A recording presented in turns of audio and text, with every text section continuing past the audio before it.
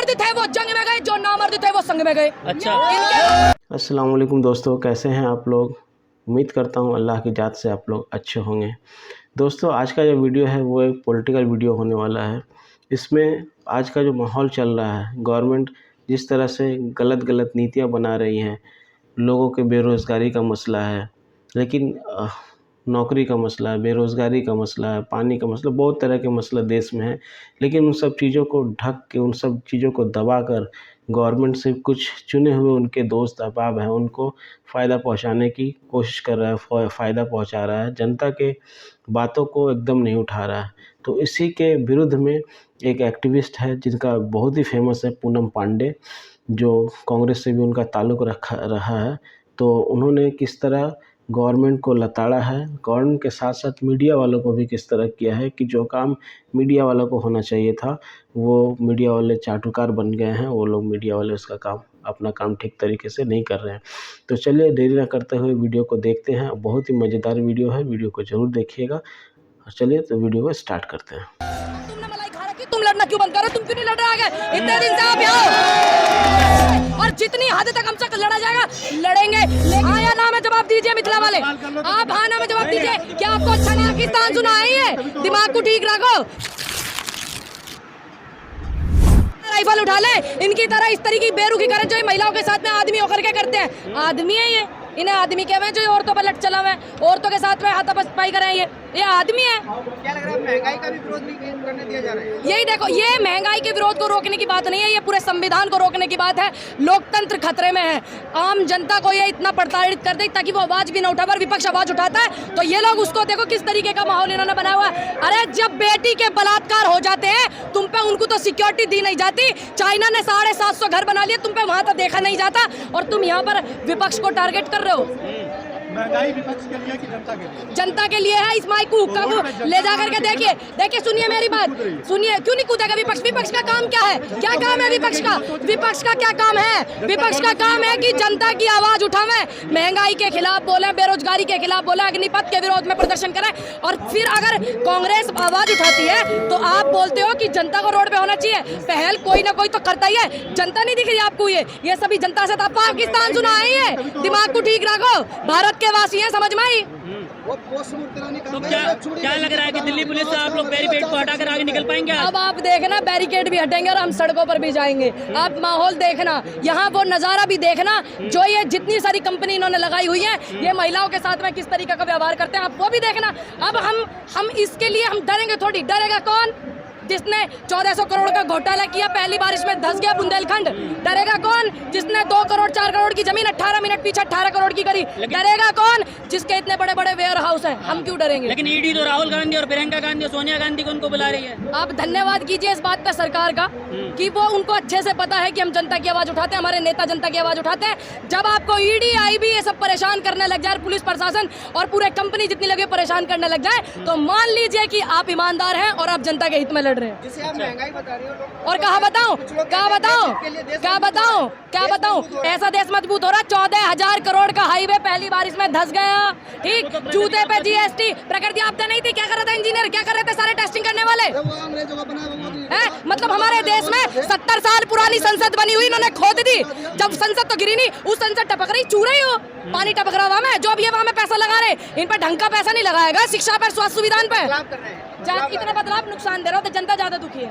अच्छा, अरे तुम सच्चाई दिखानी शुरू कर दो। ये तो ये देखिए, जब जनता दुखी होती है, जनता प्रताड़ित होती है, बेरोजगारी हो जाती है देश में, तो जनता दुखी होती है। तो फिर मैं भी दुखी हूँ, मैं जनता से अलग हूँ क्या? अंबानी जी की बेटी हूँ, अमित शाह जी की बेटी हूँ क्या? जब मुझे दुखी नहीं। बात सुनिए, मैं देश की बेटी हूँ, नेता आप होंगे। आपने चुनाव लड़ा, नेता कैसे नहीं है? अब एक बात बताइए, तुम क्या चाहते हो कि किसान के बालक आंदोलन करें, जेल में जावे, मुकदमे करें? क्या तुम नहीं चाहते एमपी एमएलए बने उस किसान के बालक, मजदूर के बालक जो रोडों पे हैं, धरने करते हैं, आंदोलन करते हैं। इसका मतलब आप किसान विरोधी हो, इसका मतलब आप किसान विरोधी हो। आप ही नहीं चाहते कि जनता के कोई बीच का किसान मजदूर का बालक MP MLA बने और वो हमारी आवाज उठावे। इसका मतलब आप किसान विरोधी हो। तो विरोधी बता दो। क्यों आपको अच्छा नहीं लगा किसान का बालक MP MLA बनेगा? हाँ या ना में जवाब दीजिए मिथिला वाले, आप हाँ ना में जवाब दीजिए। क्या आपको अच्छा नहीं लगेगा किसान का बालक एक गरीब मजदूर का बालक MP MLA बनेगा, चुनाव लड़के लगेगा अच्छा कि नहीं? क्या आप इस चीज के खिलाफ है? तो फिर खत्म बात। फिर लेकिन क्यों? सुनिए, अग्निपथ का मैं, मेरा परिवार, मैं सुनिए सत्याग्रह किया, अग्निपथ के विरोध में सत्याग्रह किया, कांग्रेस ने किया। क्या आपने किया? क्या आपने किया? क्यों 2 दिन के लिए आए दिन ज्ञापन देते हैं एक विधानसभा में? आप मेरी बात सुनिए, एक विधानसभा में ज्ञापन दिया हमने दिया पूरे देश में ज्ञापन, अपनी विधानसभा पे, अपने जिले पे, और जितनी हद तक हमसे लड़ा जाएगा लड़ेंगे, लेकिन हम डंडे नहीं उठाएंगे इनकी तरह। जितनी अपनी सहमत है लड़ रहे हैं, और तुमने मलाई खा रखी, तुम लड़ना क्यों बंद करो? तुम क्यों नहीं लड़ रहे आगे? इतने दिन से आप यहाँ पूनम पंडित आप कह रही है मैं डरूंगी नहीं, राहुल गांधी भी कह रहे हैं मैं मोदी से नहीं डरता हूँ। क्या जो ईमानदार है, जो सही है, जो भ्रष्टाचारी नहीं है, वो बिल्कुल नहीं डरेगा। अरे हम तो, हमारे बुजुर्ग तो डरे नहीं इनके बुड्ढों से, जिन्होंने लड़ाई लड़ी थी हमारे देश की आजादी के लिए। हमारे पूर्वज वो है, और जो मर्द थे वो जंग में गए, जो नामर्द थे वो संग में गए। अच्छा, तो मतलब बीजेपी के लोग, संघ के लोग, वो सब नामर्द हैं। देखिए, मेरी बात आपने शायद तफ्तीश में नहीं सुनी। देश की आजादी की लड़ाई में जो मर्द थे वो जंग में गए, जो नामर्द थे वो संग में गए। अब आप रिकॉर्ड उठा करके देखिए कौन कौन संग में गए हैं। मेरे बाबा जी नहीं गए, मेरे बाबा जी स्वर्गीय शेरा पंडित जी ने देश की आजादी के लिए लड़ाई लड़ी। अब आप ये बताइए, क्या सावरकर जी ने लड़ाई लड़ी देश के लिए? माफीनामे नहीं लिखे मेरे बाबा जी ने, नेहरू जी ने माफीनामे नहीं लिखे, इंदिरा जी ने माफीनामे नहीं लिखे।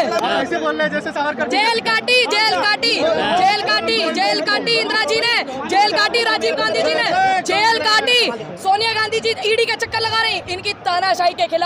लेकिन ये डरने वाले लोग नहीं। क्यों? क्योंकि राहुल गांधी वो व्यक्ति है जिसने गन की उंगली पकड़कर इंदिरा जी की चलना सीखा है। प्रियंका गांधी वो आंधी है जिसने अपनी दादी के हाथ पकड़कर चलना सीखा है। और सोनिया गांधी इंदिरा गांधी जी की बहू है। कह देना अपने चमचों से कि इंदिरा जी की बहू आई थी। देखिए, जब देश में अंग्रेजों का शासन था, जब देश में अंग्रेजों का शासन था, ये लगे हुए थे दलाली करने में, ये लोग लगे हुए थे मशक्कतबाजी करने में। जब हमारी पार्टी के बुजुर्ग बड़े नेता, हमारी पार्टी का स्वाभिमान और सम्मान, कांग्रेस परिवार का, वो लड़ रहे थे और जेल काट रहे थे देश की आज़ादी के लिए। और ये क्या कर रहे थे आपको अच्छे से पता है। ये पहन के 10 लाख का सूट पहनने वाला व्यक्ति, कभी 10 रुपए का नहकर पैर का हांडने वाले लोग ये बताएंगे देश की आज़ादी क्या है, ये बताएंगे हमें राष्ट्रवाद क्या है, ये बताएंगे नारी का क्या सम्मान है। ये वही व्यक्ति है जो संसद में चिल्ला रही, नारी नारी कर रही। जब गिरिराज जी ने, हमारी नेता सोनिया गांधी, भारत की संस्कृति को अपनाया, पूर्व प्रधानमंत्री की धर्म पत्नी है, इनको नाम लेना इज्जत से नहीं आता। और ये क्या सभी नेताओं की जो गलती है, जितने भी नेता भारतीय जनता पार्टी के ने हमारी नेता को उल्टा बोला है, हमारे देश के अन्नदाता को खालिस्तानी पाकिस्तानी बताया, क्या सभी की गलती मानकर देश के प्रधानमंत्री नरेंद्र मोदी जी माफी मांगेंगे? अगर वो देश के प्रधानमंत्री अपने पूरा ऐसी प्रवक्ता जिसकी वजह से आसपास के देशों में हमारे देश की छवि खराब हुई, अगर वो जिम्मेदारी लेते हैं देश के प्रधानमंत्री उस महिला की और तमाम उन कांग्रेस पार्टी के नेताओं की जिन्होंने बदसलूकी की, तो फिर अब जो एक महिला संसद में बैठ करके चिल्ला रही है सोनिया जी माफी मांगे, तो जब थोड़ा सोचा जाएगा। बीजेपी के नेता तो ये कहते हैं कि किसान आंदोलन भी हुआ तो किसी भी किसान ने आत्महत्या नहीं की। सुनिए, आप रिकॉर्ड निकालिए, 2014 से पहले के रिकॉर्ड निकालिए कितने लोगों ने आत्महत्या की, और 2014 से पहले के बाद के रिकॉर्ड निकालिए कितनों ने अब की, और आप रिकॉर्ड निकालिए 2014 के कितनी बेटियों के बलात्कार हुए, रात के अंधेरे में 2 बजे जलाया गया। आप रिकॉर्ड निकालिए 2014 से पहले के और 14 के बाद के, तब आप रिकॉर्ड निकालिए, तब बोलिए आप, क्योंकि हम भी थोड़ा बहुत देखते हैं, ऐसी बात ना है। महंगाई का आंदोलन कब तक चलेगा? देखिए, महंगाई के लिए हम आवाज उठाते रहेंगे, हमारा काम है आवाज उठाना संवैधानिक तौर तरीके से, गांधी जी की नीतियों से आवाज उठाना, क्योंकि हमने उनसे सीखा, हमारे बुजुर्गों ने उनसे सीखा, हम उनसे पढ़ रहे हैं। ठीक, हम इनकी तरह थोड़ी डंडे लेकर निकल जाएंगे, हम अपनी आवाज उठाएंगे। लोकतंत्र देश में है, इसका सबूत देने की जरूरत नहीं है, पूरे देश को पता है, बाहर विदेशों को पता है कि भारत एक लोकतंत्र देश है, और आप आंदोलन कर सकते हो, अपनी आवाज को रख सकते हो, लेकिन तानाशाह का सिस्टम आप देख रहे हो। काला कपड़ा पहन के विरोध करने से कितना फायदा होगा? ना पैरों कहा काले कपड़े, बैन लगा भाई, सबने काले बैन लगा, काले कपड़ा पे जा लगवा ले, फांसी लगवा ले जा। तो दोस्तों, जैसा कि इस वीडियो में देखा कि पूनम पांडे काले कपड़े पहन के अपना विरोध जता रहे हैं, उनके साथ जितने लोग हैं वो भी काले कपड़े, काले पट्टियां लगाई हुई हैं।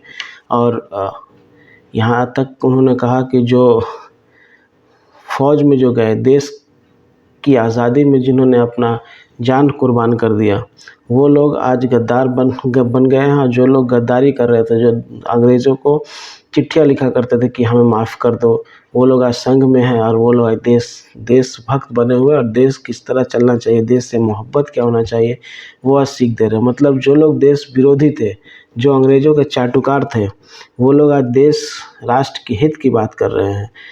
राष्ट्र हित, किस तरह राष्ट्र को चलाना चाहिए, देश से मोहब्बत क्या होना चाहिए। तो जैसा कि आज माहौल बना हुआ है कि जितने भी अच्छे लोग हैं उनको दबाने की कोशिश की जा रही है। अगर कोई गवर्नमेंट के ख़िलाफ़ आवाज़ उठा रहा है, तो अगर कोई नेता है तो उसके ऊपर ईडी भेज दिया जा रहा है, ईडी के ज़रिए उसे दबाया जा रहा है। मतलब जनता की आवाज़ उठाने वाला आज कोई बचा नहीं है। यहाँ तक कि जो नेशनल मीडिया, जो बड़े बड़े मीडिया है, वो भी गवर्नमेंट के साथ मिल गई है, गवर्नमेंट की ही बात कर रही है। गवर्नमेंट के जो गलत नीतियों का जो आवाज़ उठाने वाली बात है, वो उन लोगों में नहीं रही। जो छोटे-छोटे मीडिया, सोशल मीडिया से जो उभर रहे हैं, वो अपनी बातें रख रही हैं, गवर्नमेंट के विरुद्ध में बातें कर रहे हैं। लेकिन जो होना क्या चाहिए था, जो बड़े-बड़े मीडिया चैनल हैं, वो गवर्नमेंट के ख़िलाफ़, क्योंकि जो मीडिया होती है इसी के लिए होती है। तो दोस्तों, ये वीडियो कैसा लगा अपने कमेंट्स बॉक्स में ज़रूर बताइएगा। और अगर हमारे चैनल पे नए हैं तो चैनल को सब्सक्राइब करिएगा। तब तक के लिए इजाज़त दीजिए, मिलते हैं नेक्स्ट वीडियो में। अल्लाह हाफ़िज़।